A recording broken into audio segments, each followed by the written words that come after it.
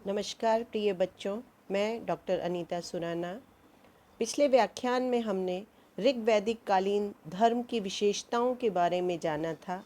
आज हम उसके बाद उत्तर वैदिक कालीन अवस्था में धर्म में आए परिवर्तनों को जानने का प्रयास करेंगे। उत्तर वैदिक काल के बदलते हुए भौतिक परिदृश्य के साथ धर्म में भी परिवर्तन एवं जटिलता का पदार्पण हुआ। भूमि से लगाव एवं विकास की गति ने आर्यों की भौतिक अभिलाषाओं में वृद्धि की, जिनकी पूर्ति के लिए उन्होंने देवताओं को विशेष रूप से प्रसन्न करना चाहा। इस कालखंड में तीनों वेदों सामवेद, यजुर्वेद और अथर्ववेद की रचना हुई। साथ ही ब्राह्मण, आरण्यक एवं उपनिषद जैसे ग्रंथ भी रचे गए। उत्तर वैदिक चरण में देवताओं की परिकल्पना में हमें परिवर्तन दिखाई देता है। ऋग्वैदिक देवताओं के स्थान पर नए देवताओं का प्रादुर्भाव हुआ। प्रजापति या ब्रह्मा को विश्व का सृष्टिकर्ता माना गया। उत्तर वैदिक काल में ये प्रधान देवता बन गए। इनकी पूजा संरक्षक के रूप में होने लगी। इस काल में इंद्र और वरुण की प्रतिष्ठा पहले की अपेक्षा कम हो गई। प्रमुख देवता के रूप में अब प्रजापति स्थापित हो गए। प्रजापति को हिरण्यगर्भ भी कहा जाता था। विष्णु और रुद्र भी अब महत्वपूर्ण देवता हो गए। इस तरह गुप्त काल में हमें जो ब्रह्मा, विष्णु एवं महेश की विकसित परिकल्पना दिखाई देती है, उसका बीज यहीं तैयार हो गया था। पूषण अब शूद्रों के देव के रूप में स्थापित हो गए।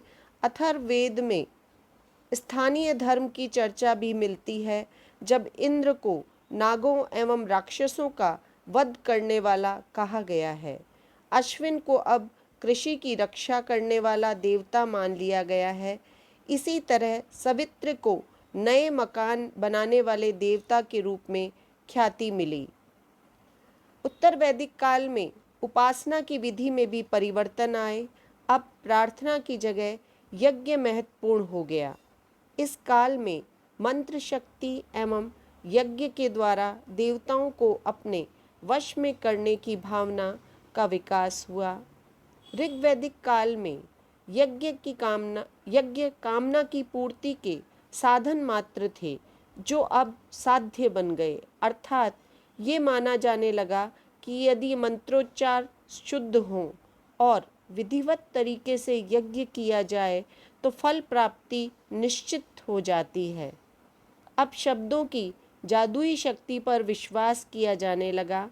इस प्रकार मंत्रोच्चार ब्राह्मण ही जानते थे, अतः ब्राह्मण वर्ण महत्वपूर्ण हो गया और पुरोहित वर्ग का विशेष महत्व स्थापित हुआ। यज्ञ अब लंबे, पेचीदे और खर्चीले होने लगे। अश्वमेध, राजसूय, वाजपेय आदि विशाल यज्ञों का विकास हुआ। अब यज्ञ में बड़ी संख्या में पशुओं की बलि दी जाने लगी और इसके साथ ही यज्ञ संबंधी कर्म कांड की पद्धति भी विकसित हो गई। इतना ही नहीं, यह भी माना गया कि पृथ्वी का निर्माण भी यज्ञ की प्रक्रिया से ही हुआ है और स्वयं प्रजापति भी इसी यज्ञ के अधीन है। चूंकि यज्ञ की विधि केवल ब्राह्मण ही जानते थे, अतः ब्राह्मणों को देवताओं से भी शक्तिशाली मानने की प्रवृत्ति विकसित होने लगी। इस काल में लौकिक विश्वासों और अंधविश्वासों पर आधारित लोक धर्म भी वैदिक धर्म का हिस्सा बना, जिसके तत्व हमें अथर्ववेद में दिखाई देते हैं। इसमें वशीकरण, जादू टोना, मारण, अतिचार आदि का उल्लेख मिलता है। राक्षस, पिशाच आदि आसुरी शक्तियों की अवधारणा भी इस काल में विकसित हुई। उत्तर वैदिक काल में नीति अथवा नैतिक आचरण संबंधी कुछ सिद्धांतों की भी स्थापना हुई।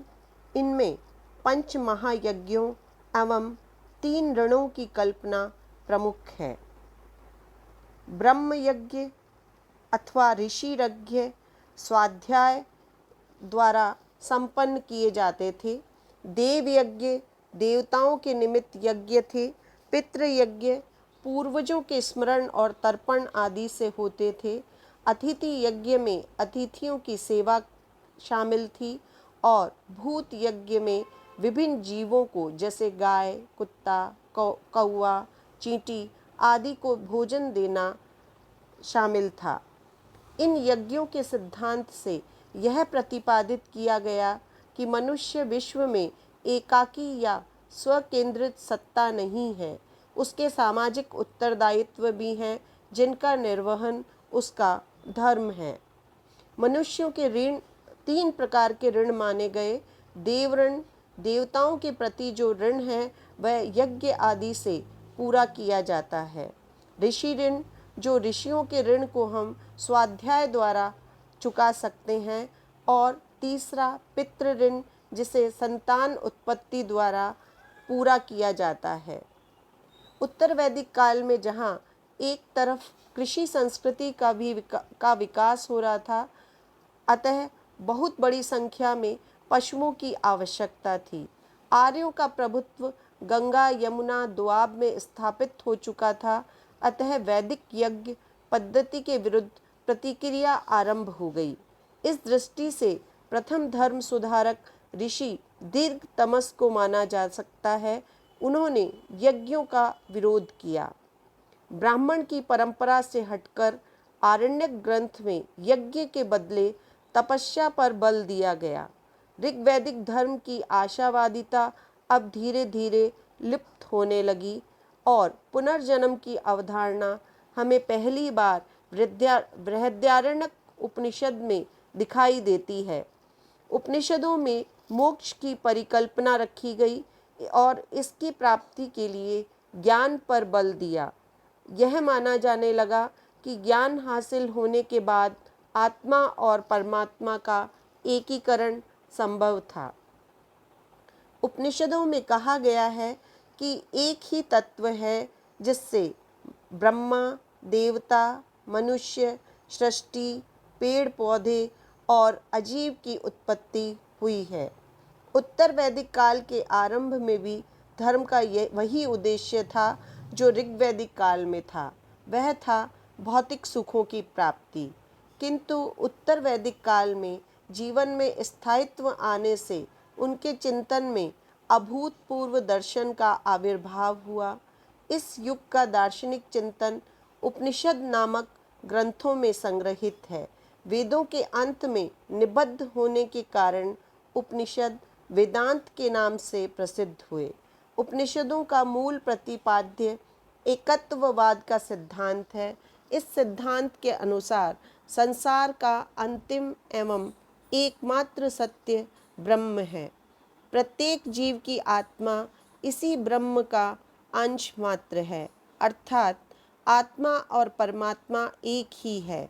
इसमें द्वैत न होकर अद्वैत है।